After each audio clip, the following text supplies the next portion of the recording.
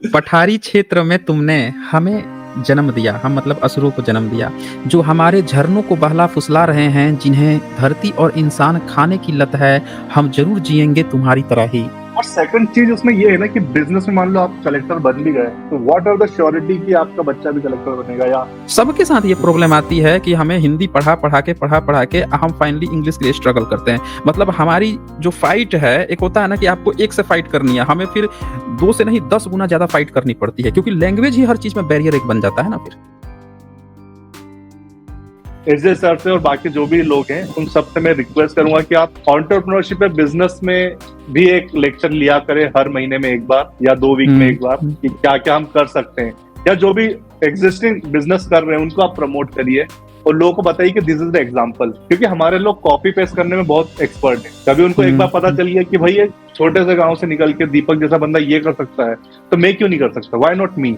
मतलब आप सोचो कि आप मेरे से 12 साल पहले मिलते जब मैं सरकारी स्कूल में था, मेरा क्या सपना था? मेरा ये सपना था कि भाई मेरी 5,000 की जॉब लग जाए, मैं बीएससी कर लूं, बीबीए कर लूं, या आर्ट या होम साइंस ले लूंगा, कहीं ना कहीं जॉब तो लगी जाएगी एट द एंड। बट जैसे जैसे आप पड़ाव पे जाते जाओगे, और मैं लोग बोलता हूँ कि आपका फ्यूचर क्या होगा, मैं बोलता हूँ आप अपने 5 दोस्तों के नाम बता दो, मैं आपका फ्यूचर बता दूंगा कि आप क्या करोगे लाइफ में। क्योंकि आप जिन 5 लोगों के साथ आप अपना टाइम बिताते हो, आप उसके हमेशा एवरेज मिलोगे। और यही मेरे साथ हुआ है। जब मैं आईआईटी गया ना, तो मेरे आईआईटी के अंदर सारे दोस्त आईआईटीएन थे, तो जब मेस में हम डिस्कस करते थे हमारा सोचने का तरीका, इसीलिए आज मैं बहुत एक अलग तरीके से प्रॉब्लम को सॉल्व करता हूँ। हमारा देखने का नजरिया बिल्कुल अलग होता है प्रॉब्लम को। एज एन इंजीनियर हम प्रॉब्लम सॉल्व करना देखते हैं। कॉमर्स वाला कभी नहीं सोचता कि मैं इसको सॉल्व, टोल टैक्स दिख जाए तो हम सोचते हैं कि इसको सॉल्व कैसे कर सकते हैं। That is how an engineer think. तो मेरा वही कि अच्छे लोगों के बीच में रहोगे तो आप हमेशा उसका एवरेज बनोगे। तो आप हमेशा अच्छे लोगों के साथ उठना बैठना करो। इसलिए मैं आजकल बड़े बड़े लोगों के साथ जाता हूँ, बिजनेसमैनों के साथ बैठता हूँ कि भाई ये कैसे इंडस्ट्री में ये प्रॉफिट मार्जिन निकाल कैसे रही है। जो पार्ले जी का एक बिस्कुट बेचते हैं उसमें पांच पैसे का प्रॉफिट मार्जिन होता है। मतलब आप सोचोगे तो ये तो वो तो नेग्लिजिबल चीज है, बट वो कितने साल से सेम रेट है उसका तो। हाँ, बचपन वो से वही। प्रॉफिट मार्जिन जस्ट 5 पैसा है, लेकिन वो कितने वॉल्यूम में खेलते हैं उसके कारण वो महीने का 10 लाख रुपए छापते हैं। जो भी डिस्ट्रीब्यूटर है, किसी भी डिस्ट्रिक्ट का आप उठा लीजिए, कोई रैंडम डिस्ट्रिक्ट भी आप उठाओगे ना, तो जो मेन डिस्ट्रीब्यूटर है 5 पैसे से महीने का 5 से 10 लाख रुपए प्रॉफिट कमाता है। तो ये क्यूमुलेटिव वाला प्रॉफिट मार्जिन हमको नहीं समझ में आता। हमने कभी मैथ्स इससे पढ़ी नहीं, ना हमारे घर वालों ने कभी सिखाई है। सो आज जितने भी लोग देख रहे हैं, मैं हर किसी को बोलूंगा कि आप अपने बच्चों को बचपन से फाइनेंस सिखाना स्टार्ट करिए। बताओ उनको कि आप जमीन कितने में खरीद रहे हो, कितने में बेच रहे हो, स्टाम्प ड्यूटी क्या होती है, इंश्योरेंस क्या होता है। क्योंकि ये पार्ट बहुत मिसिंग है हमारी फैमिली में से। कोई भी पेरेंट्स अपने बच्चों को नहीं बताते कितने में जमीन खरीदी, कितने रुपए पड़े अकाउंट में। तो फाइनेंस हमको कभी नहीं आता, वो हम कॉलेज जाके देखते हैं जब हमको खत्म हो जाता है हमारा अकाउंट। बिल्कुल तो ये होना बिल्कुल। चाहिए। हाँ। बिल्कुल सर। ये सही बात बताई आपने दीपक जी, क्योंकि एक बार अंबानी का एक इंटरव्यू में देख रहा था, तो उन्होंने तो क्लियरली बोल दिया था कि सुबह से लेकर रात के सोने तक जो आदमी वस्तुएं यूज करता है, मुझे उसमें से सिर्फ 10 पैसे चाहिए। और अपनी आबादी देखो तो उतने उतने करोड़ तो आराम से मिल जाएंगे। इसके लिए आप देखोगे तो वो हर एक चीज में है। मतलब सुबह उठने के बाद टूथब्रश से लेके रात को सोने तक टीवी का सीरियल देख रहे, कहीं पे कुछ भी कर रहे हो आप उनका एक ना एक प्रोडक्ट तो यूज करते ही हो। तो ये जो मेंटालिटी है वो जरूरी है। सॉरी। एक मिनट। हाँ हाँ, नहीं ये बिल्कुल सही बात है। हमें अपने लोगों को ना अपना इतिहास भी सही से बताना पड़ेगा कि हमारे बाप दादे जो हैं कामेरा वर्ग थे, काम करते थे, तो हमें करना है काम, और उन्हें बस थोड़ा सा मैनेजमेंट सिखाना है कि कैसे उसको एक्सपेंड करें, उन सामानों को वो कैसे बेच सकें। तो ये बात जो है ना लोगों में ले आनी है, और हम करेंगे इस पे।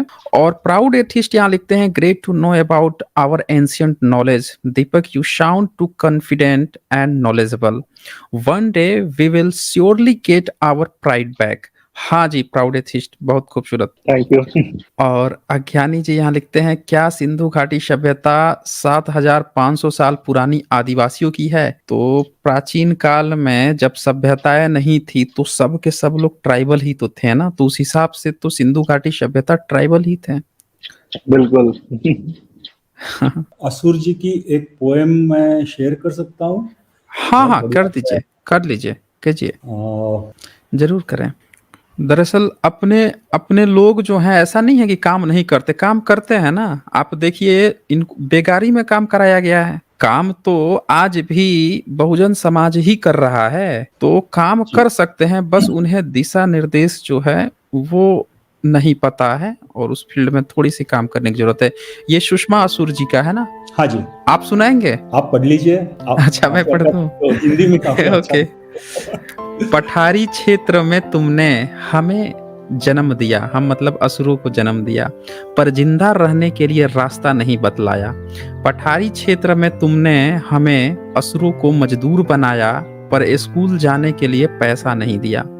हमें आगे बढ़ने के लिए रास्ता नहीं बतलाया। अब तो हमारे पास भाषा नहीं है, अब तो हमारे पास संस्कृति नहीं है। हम तुम्हें कैसे पुकारें, हम तुम्हें किस विधि से याद करें? हे धरती के पुरखों, हे आसमान के पुरखों। वो हमारे माता पिता, वो सभी असुर बूढ़ा बुढ़िया, तुम्हारे भोजन की जिम्मेवारी जंगल की थी, तुम्हारी मजूरी खेत की जिम्मेवारी थी। यहाँ से वहाँ तक फैला पठार है, पठार ही तुम्हारी पाठशाला थी। पहाड़ झरने तुम्हें रास्ता बताते थे। हे धरती के पुरखों, हे आसमान के पुरखों। ओ हमारे माता पिता, ओ सभी असुर बूढ़ा बुढ़िया, तुम सब नहीं जानते थे कचिया ढीबा रुपया पैसा, तुम सब नहीं जानते थे पर जीविता। हम तुम्हें दोष नहीं देते, हम तुम्हें अपनी असहायता के लिए कोर्ट कचहरी नहीं करते, पर जब कंपनी धमधम आती है, पर जब सरकार दम बेदम करती है, हम किसको गोहराएं, हम किस छाती में आसरा ढूंढें? हे धरती के पुरखों, आसमां के पुरखा, ओ हमारे माता पिता, ओ सभी असुर बूढ़ा बुढ़िया। हम सीखेंगे तुम्हारी तरह बोलना, हम सीखेंगे तुम्हारी तरह बोलना, हम सीखेंगे तुम्हारी तरह नाचना, हम करेंगे शिकार तुम्हारी तरह। हम उन सभी जानवरों का जो असुरों के घर खोद रहे हैं, जो हमारे झरनों को बहला फुसला रहे हैं, जिन्हें धरती और इंसान खाने की लत है, हम जरूर जिएंगे तुम्हारी तरह ही, पठार की तरह निश्चित निश्चल, तुम्हारे रच्चे इस असुर दिसुम में। तो ये सुषमा असुर जी ने लिखा है ना। जी हाँ, बहुत खूबसूरत कविता है। इसमें पाली जो भाषा है उसकी झलक दिखाई पड़ रही है, जी कुछ जी शब्दावलियां जी। जो हैं इसकी, उसकी झलक आ रही है इसमें। हाँ जी तो ये वही बात है ना कि अब देख लीजिए कि ये भाषा वाली बात जो है कितना गजब का उन्होंने कहा है कि अब कोई अंग्रेज जैसे अब कोई ब्रिटेन में जन्म लेगा तो कम से कम, ये तो दीपक जी को भी अच्छी तरह से पता होगा कि जब उन्होंने हिंदी मीडियम पढ़ा है तो इंग्लिश सीखने के लिए, इंग्लिश समझने के लिए कितना स्ट्रगल किया होगा।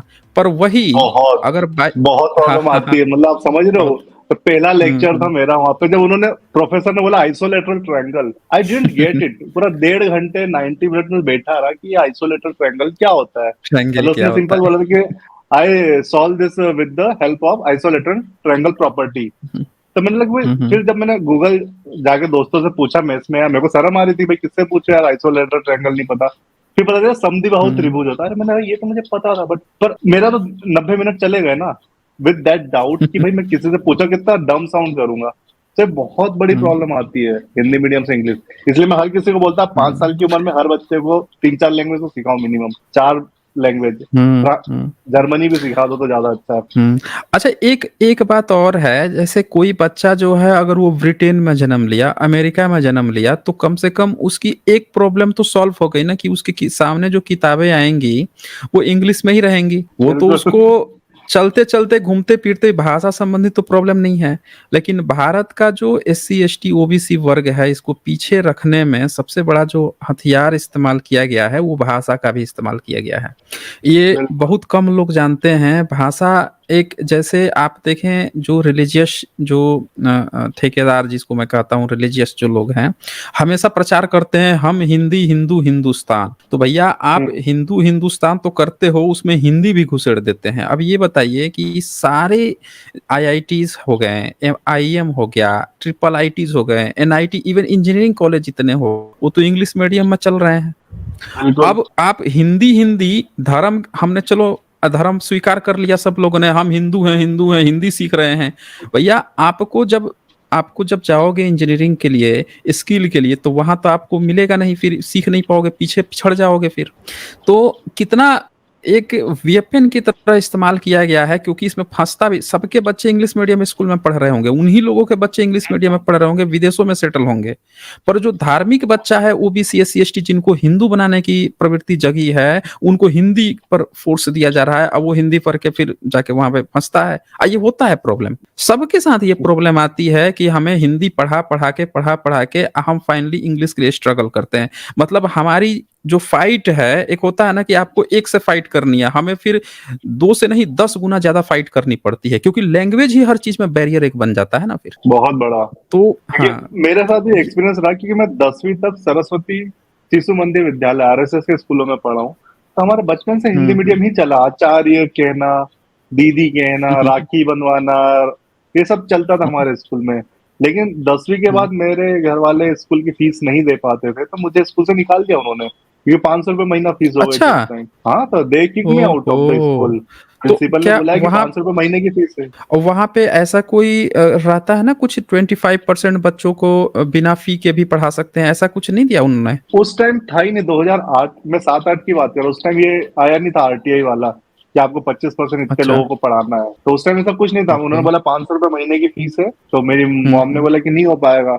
मैंने कहा ठीक है मम्मी, छोड़ दो, मैं तो सरकारी में पढ़ लूंगा, मेरे को क्या करना है। मैं सरकारी में बताइए। चले गया, वहां पे 280 रुपए में साल भर पढ़ा, plus hmm due to the Baba Ambedkar मुझे 2100 रुपए स्कॉलरशिप अलग मिली। अदर हम्म अदर पार्ट, जो कि प्राइवेट स्कूलों में बहुत कम मिलती है। तो जब मैं 11वीं में गया हम्म सरकारी स्कूल में, तो मेरे क्लास में 90 बच्चे थे, 90 में से 70 बच्चे फेल हुए और मैं पास हो गया हम्म उसमें गलती से। वो भी मैं 70% थे मेरा हार्डली, जो कि बहुत ही अंधों में काना रह जाता मैं उस टाइम। ओके। तो ये मेरा एक्सपीरियंस रहा है कि हिंदी मीडियम में क्या होता है। काइंड ऑफ बहुत स्कूलें बेकार होती है। और मैंने पूरे 11वीं 12वीं में हमको वर्नियर कैलिपर का सिर्फ फोटो दिखाते थे सरकारी स्कूल में, मतलब समझ रहे हो? मतलब हम्म MNO4 में हमने याद कर लेते, ये इस पे ये गुलाबी कलर आता है, वर्नियर कैलिपर का फोटो दिखा के रख देते थे। मैंने आईआईटी जाके देखा कि भाई यहाँ तो रियल चीज एग्जिस्ट करती है। फर्नेस क्या होता है, ब्लास्ट फर्नेस क्या होता है, हमने वेल्डिंग करी। फर्स्ट टाइम हमने इतनी वेल्डिंग करी कि पूछो मत। सो लेथ मशीन क्या होती है, हमने सब प्रैक्टिकल हैंड्स ऑन एक्सपीरियंस देख कि भाई इंस्टीट्यूट में इतना अच्छा पढ़ाओगे तो हम कितना अच्छा सीखेंगे। और सरकारी स्कूल में तो साला फोटो दिखा के काम चलाते हैं। वर्नियर कैलिपर्स में मैं क्या समझूंगा फोटो देख के कि भाई कितनी इसकी एक्यूरेसी, 0.01% इसकी एक्यूरेसी कैसे नापा जाता है वर्नियर कैलिपर्स, इसका diameter. I have no idea, photo देख के कुछ नहीं समझ में आता। तो मेरे वही था, मेरे 75 में से 70 का 71 नंबर आए मेरे थ्योरी में, और प्रैक्टिकल में 25 में से मुझे 17 नंबर दिए। जबकि प्राइवेट स्कूल में जस्ट उल्टा होता है, उनके थ्योरी में मार्क्स नहीं आता, प्रैक्टिकल में फुल मार्क्स। तो बायस तो हर जगह होता है हमारे साथ। सो मैं आपके साथ कुछ सरकारी स्कूल शेयर करना चाहता। हाँ जरूर जरूर करें। सरकारी स्कूल इसीलिए तो इन्होंने खोल रखा है ना, ताकि उसमें जाएंगे एससी एसटी ओबीसी के ही बच्चे जाएंगे और उनको बस फोटो दिखा देंगे। तो वही चीजें मैं देखता हूँ जब डाटा, तो मैं दिमाग हिल जाता है कि भाई ये क्या चीज है। सो मैं कुछ डाटा शेयर करना चाहता हूँ। मैं चाहता हूँ कि एसजे सर बाद में इन फ्यूचर एक डिटेल वीडियो बनाए इस पे भी। सो इट्स ये सबको दिख रहा है ना? हाँ जी। हाँ। सो ये एक 2014 हाँ, ये पूरा आप समझ लीजिए कितना पॉपुलेशन थी, इनका कितना परसेंटेज था, क्या था। फिर उसके बाद ये बैंक को, जो पीएसयू बैंक को होती है, इनमें आप देखिए जरा कितनी जॉब्स है। कभी आप थोड़ा देखेंगे आरटीआई डाटा के थ्रू, जीरो है नीचे हायर लेवल पे। सी लेवल पे जो जॉब्स होती है तो chief high general level zero ही है, मतलब रिप्रेजेंटेशन हमारा जीरो है। और ये आरटीआई का डाटा है, आप देखोगे तो मैं दिमाग हिल जाती है कि क्या। जो इधर आप नंबर देखिए 92 है, इधर उधर जीरो है। तो ओबीसी का भी रिप्रेजेंटेशन गायब है, ओबीसी का भी इवन रिप्रेजेंटेशन पूरा गायब है, देख लीजिए। और ओबीसी बच्चे जो हैं समझ नहीं पा रहे हैं, आ रहे हैं यहाँ पे कट्टर कट्टर ओबीसी बनने आ रहे हैं, बताएं। और सेकंड चीज फिर ये आईआईटी का डाटा है कि पीएचडी में कितने लोग इंक्लूड होते हैं। अब 2005 से अभी तक का जो लास्ट 5 ईयर का डाटा है, अप्लाई बहुत हम्म, करते हैं पर सिलेक्ट जीरो है। और फिर मेरा सेकंड पॉइंट वही आता है कि जब आप पीएचडी में एनरोल नहीं होंगे, you can not become a hmm. Professor. मतलब हायरार्की आप हाँ, समझ रहे हो, ये हायरार्की ऐसे ही वो वर्क लिख देते करती हैं ना, है। ये आप जो है ये वो लिख देते हैं ना कि not perfect for this post, और ऐसे कर करके वो गायब कर देते हैं। अभी भी जितनी वैकेंसीज आती हैं पीएचडीज की, उसमें यही देखने को मिलता है। रिजर्वेशन भी रूल नहीं फॉलो करते वहां पे। देखिए ना, ये तो डाटा है पिछले 18-20 का है, ये आईआईटी बॉम्बे का ऐसा है, हम्म। एक आईआईटी खड़गपुर का है, और सेम डाटा आईआईटी बॉम्बे का भी मिलेगा आपको। ये देखिए डाटा नीचे हर ये डिपार्टमेंट का दिया है इसमें। जीरो जीरो, यहाँ पे नीचे कुछ में है, बाकी सब में जीरो जीरो बताएं। और जनसंख्या बाइनरी इतनी नंबर। है, बाइनरी नंबर। बताइए। ये आईआईटी बॉम्बे में आप रिप्रेजेंटेशन देखिए कितना है, जो जरा सा है हार्डली पूरा। देव और ये हर जगह की 179 चीज है, सीट्स ये में। पूरा आरटीआई का डाटा मैं लेके बैठा हूँ। आईआईएम के अंदर भी रिप्रेजेंटेशन देखेंगे तो दैट इज ऑल्सो हम्म जो सिंगल डिजिट में है। हम्म सो मैं आपको ये डाटा शेयर कर दूंगा, तो आप इसको एक अच्छे से प्रेजेंटेशन बना के थोड़ा एक सब लोगों को डाटा बताइएगा कि this is the harsh reality, the bitter truth. बिल्कुल बिल्कुल सही कहा है आपने। और ये बात जो है ना, अपने समाज में ले आनी बहुत जरूरी है। दरअसल अपने समाज के बच्चे ना जानते भी नहीं है ना, वो जानते भी नहीं है। और जो अपने यहाँ से कोई जैसे कुछ बन भी जाता है, कहीं पे पहुंच भी गया, तो बच्चे उनसे कनेक्ट भी नहीं हो पाते हैं। कनेक्ट होना भी बहुत जरूरी है। आप कनेक्ट होगे यस, पूरा समाज, तभी आपको रास्ता मिलेगा ना। क्योंकि बिल्कुल। अगल बगल माता पिता गांव में हो सकता है कि आपको कोई नहीं बता सके, लेकिन जो लोग पहुंचे हुए हैं उनसे आप कनेक्ट होंगे, तब तो आपको पता चलेगा ना। तो कनेक्शन बहुत जरूरी है। और यहाँ पे रैंस जी यहाँ पे कुछ लिखते हैं, ये लिख रहे हैं, एसजे सर बिल्कुल सही कहा दीपक जी ने। बिजनेस सबसे पावरफुल वे होता है अपने और अपनी कम्युनिटी को टॉप पर पहुंचाने के लिए।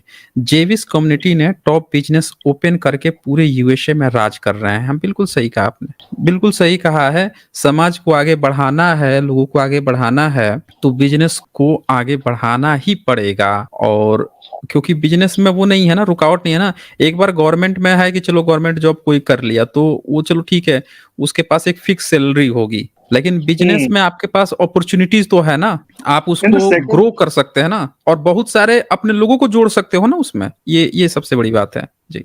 और सेकंड चीज उसमें ये है ना कि बिजनेस में मान लो आप कलेक्टर बन भी गए, तो व्हाट आर द श्योरिटी कि आपका बच्चा भी कलेक्टर बनेगा या कुछ भी बने, जॉब लगी जाएगी। बट बिजनेस में ऐसा है कि एक बार कभी सक्सेसफुल बिजनेस चल गया, मतलब हम्म 0 से 2 करोड़ तक पहुंचाना में आपकी पूरी जनरेशन निकल जाती है। और 2 करोड़ से 200 करोड़ ले जाने के लिए आपको हार्डली कुछ साल ही लगेंगे, क्योंकि हार्डेस्ट हम्म पार्ट इज कि 0 से 2 करोड़ तक ले जाना।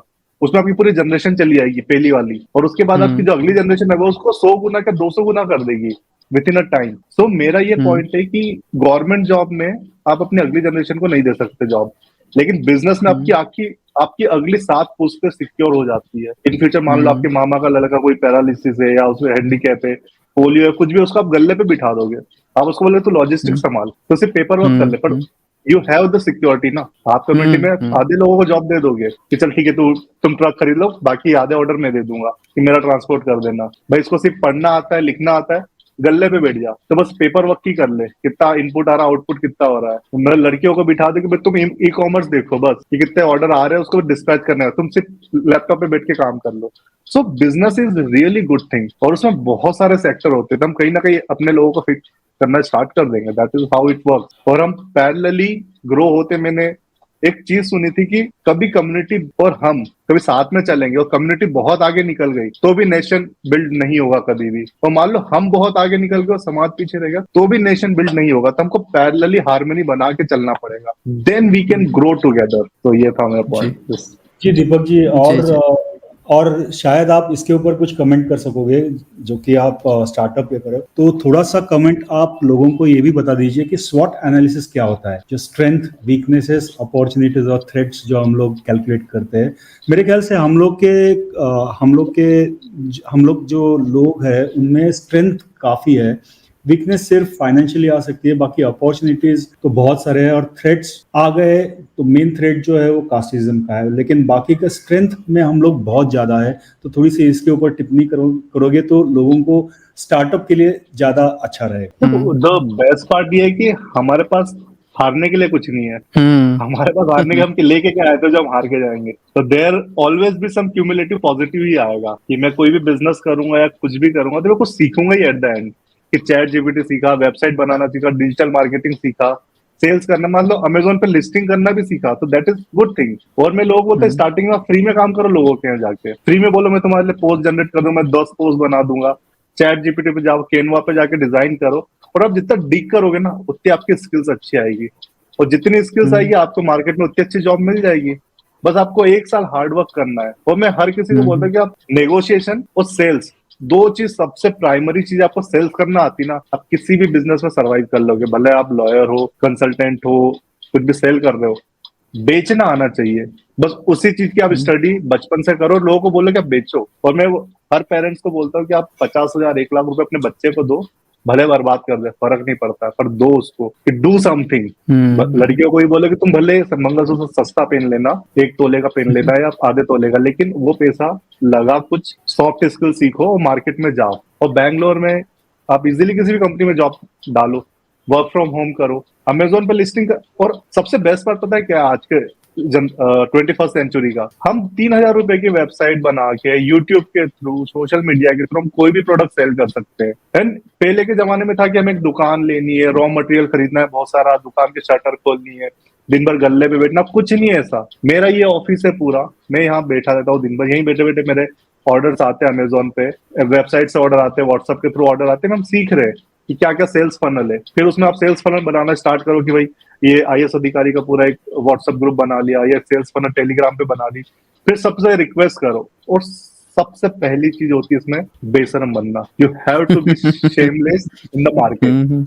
आपको हम्म। रो गार के रगड़, आप देखो ना बनिया लोग के साथ रगड़ लेते 10-10 पैसे के लिए, वो लड़ लेते कि नहीं दूंगा 10 रुपए। तो you have to be shameless in the business. अपने प्रोडक्ट के बारे में बताने में कभी शर्माओ मत कि आप मधुमक्खी पालन करते हो, you are a beekeeper, कि आप पॉलिनेशन के सर्विसेज देते हो, आप हिमाचल में जाते हो, मनाली में जाते हो। हम जैसे मेरा प्रोडक्ट है हनी का, तो हम जामुन हनी हम्म। निकालते, लीची हनी निकालते, बेर हनी निकालते, सबका टेस्ट, कलर, फ्रेग्रेंस सब कुछ अलग होता है। सो राइट नाउ आप मुझसे पूछोगे मैं क्या करता हूँ, मैं भाई मॉर्निंग में वर्कआउट करता हूँ, जुम्बा क्लास लेता हूँ डांस की, फिर मैं एज अ प्रोफेसर पढ़ाता भी हूँ, सेल्स बॉय भी हूँ, डिजिटल मार्केटिंग भी करता हूँ, और पब्लिक प्लेटफॉर्म पे जाके पब्लिक स्पीकिंग भी करता हूँ। सो आई एम, मेरा एक ब्रॉड स्पेक्ट्रम है सीखने का। और फिर जब आप सब चीज देख लेते फिर ये चीज अच्छी लगी उसमें घुस जाओ। तो 2 महीने पढ़ाना, 2 महीने ये करना, 2 महीने वो करना, and then you are become secure. आपको टेंशन नहीं, लाइफ में आप कभी भी कुछ भी कमा सकते हो। पैसा पैसा हाथ का मेल है। आफ्टर सम टाइम आपको समझ में आ जाएगा भाई ये करना है। फिर आप सोसाइटी की हेल्प करने के लिए वापस came back to your home town. फिर आप देखते हो कि आप समाज में क्या करना है। फिर 10 लड़के उठाए,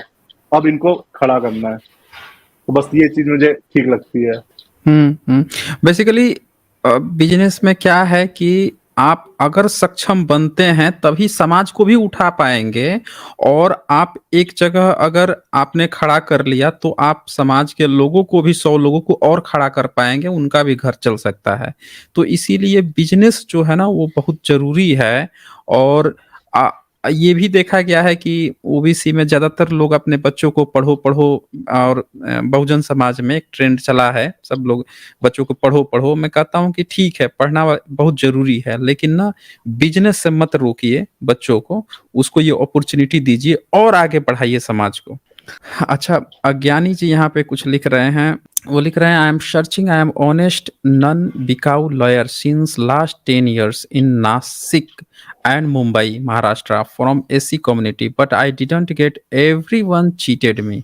अच्छा जी अज्ञानी जी, ये देखे कोई एडवोकेट जी सुन रहे हो तो प्लीज अज्ञानी जी का हेल्प करें। और प्रियंका जो है वो लिखती हैं, we should make our children start with 2 languages, their mother tongue and English. Hindi is unnecessarily imposed on majority of states in India. हाँ जी, ये सबसे बड़ी प्रॉब्लम है ना, ये सबसे बड़ी प्रॉब्लम है। लेकिन जैसा कि दीपक जी ने भी बताया, जो शिशु मंदिर विद्या मंदिर की कहानियां हैं, ये संघ ने पूरा भारत में खोल खोल के सब लोगों को हिंदी पढ़वा रहा है, क्योंकि जानता है कि ये बच्चे जब हिंदी पढ़ लेंगे तो इनको बहुत स्ट्रगल करने पड़ेगा। ये फिर हमारे कोर लोग हो जाएंगे, ये जब कहीं नहीं जा पाएंगे, नहीं कुछ कर पाएंगे, तभी तो हमारे कोर बनेंगे ना ये। यस। और और एक नई ट्रेंड चालू की है, संस्कृत पढ़ाना। हाँ, हाँ, हाँ, संस्कृत संस्कृत पढ़िए और देखें, जब आप कहीं नहीं जाएँगे तभी तो इनके कोर बनेंगे ना। आपको जी, पैसा-वैसा या थोड़ा बहुत खर्चा-पानी वहीं से आएगा, तो फिर आप बड़े चाव से उनके काम करेंगे। ये तो पूरा एक सोचा-समझा वो है ना, थीम है ना ये। अज्ञानी जी यहाँ लिखते हैं, हमारे बहुजनों ने बड़े पोस्ट पे जाना चाहिए। घरों में मूल्य शिक्षा मिलना उससे भी ज़्यादा ज़रूरी है। मूल्य तत्व आदर्शों की भारी कमी है हमारे समाज में। कमी है लेकिन काम तो करना पड़ेगा ना, काम करेंगे तभी तो ये दूर होगा ना। भई आप देखें बाकी के समाज सब कर रहे हैं, सब अपने-अपने समाज के लिए कर रहे हैं, तो हम लोगों को भी तो अपने समाज के लिए करना पड़ेगा ना। अब ये डिस्कस नहीं करना है कि क्या चीज़ की कमी है, बस जुट जाइए, कीजिए अपने समाज के लिए। वॉइस ऑफ निमाड़ जी का भी सुपर स्टिकर है, शुक्रिया। शुभम यादव लिखते हैं आदिवासी दिवस, एक मिनट, आदिवासी दिवस की शुभकामनाएं सभी साथियों को। हाँ जी, आपको भी। और रैंस लिखते हैं टॉप बिजनेसमैन ही डिसाइड करते हैं कि कौन सत्ता पर बैठेगा, सत्ता बहुत ही इजीली बिजनेसमैन के हाथ में आ जाती है, सरकारी जॉब से ऐसा कभी नहीं हो सकता है। बिल्कुल सही कहा है आपने रैंस जी, मेरे ख्याल से इस पॉइंट पे एग्री होंगे सभी लोग। हाँ बिल्कुल जी, एग्री। बिल्कुल। और यहाँ पे बहुजन मनुष्य जो हैं वो लिखते हैं गांव में एससी/एसटी दुकान से सवर्ण लोग लाते नहीं हैं, ये हालात है। हाँ तो हाँ। बहुजन बहुजन मनुष्य जी कोई बात नहीं, वो नहीं लाते हैं तो यही पे यही बात तो डिस्कस हो रही है ना कि आप छोटे स्केल पे मत कीजिए ना, आप काम ऐसा उठाइए कि बड़े स्केल पे आपसे कोई जाति पूछने थोड़े आ रहा है। गाँव में आप एक छोटा-सा दुकान रखिएगा तो वो तो जानता है ना कि ये आपकी जाति का है, वो तो भेदभाव करेगा। यही तो डिस्कस हो रहा है कि हम लोगों के साथ एक प्रॉब्लम है कि जब वो हमारी जाति जानता है तो डिस्क्रिमिनेट करता है, ये हम जानते हैं। पर आप जब पूरे भारत में कीजिएगा, अपना ऐसा बिज़नेस बनाइए, आपकी वहाँ पे कौन जाति पूछ रहा है, और जाति के नाम से हमें कारोबार भी नहीं करना है। हमें तो हर व्यक्ति को अपने प्रोडक्ट पहुँचाने हैं ना। तो अब जब ये हम करेंगे, देखिए हमारे साथ है, लेकिन वीकनेस को भी तो हमें खुद दूर करना है ना। और ये ऐसी वीकनेस है जो हमारे द्वारा नहीं क्रिएट हुई है, बल्कि किसी दूसरे ने हम पर इम्पोज किया है। तो हमें तो रास्ता हमें निकालना है ना, वो तो रास्ता देगा नहीं। वो तो हमेशा चाहता है कि इन लोगों का मार्ग जो है स्टॉप हो जाए, हमेशा हर्डल डालने की कोशिश करेगा, हमें इसमें से रास्ता निकालना है। तो ये चीज़ है यहाँ पे। और शुभम यादव जी यहाँ लिखते हैं हैप्पी प्लस ट्विटर पर ये स्वर्ण महिलाएं निरंतर आरक्षण विरोधी पोस्ट लिखती रही हैं सर। ये स्वर्ण महिलाएं किसी भी मायने में स्वर्ण पुरुषों से कम विषैली नहीं है। शुभम जी देखें एक एक बात है कि हमें समझना पड़ेगा कि महिलाएं जो हैं, जो स्वर्ण महिलाएं नाम से, उसमें से बहुत सारी महिलाएं जो है ना वो फेक आईडी भी हैं, ये भी याद रखिएगा। बहुत सारे पुरुष जो हैं वो खुद फेक आईडी बन के और फोटो लगा लगा के और इस तरह से कर कर के चला रहे हैं, तो उसमें भी है। कुछ महिलाएं होंगी तो उनका अपना पॉलिटिकल कुछ मैटर होगा या कुछ उनके लिए काम कर रही होंगी, ऐसा है। अन्यथा कोई भी व्यक्ति जो है जो इस तरह के काम कर रहा है, अब हमें रास्ता खोजना है। प्रॉब्लम हम सबको पता है कि क्या प्रॉब्लम है, लेकिन हमें बस रास्ता खोजना है। उनको उगलने दीजिए जहर, हमें उनसे भी बेहतर रास्ता खोज लेना है कि इसका क्या उपाय है।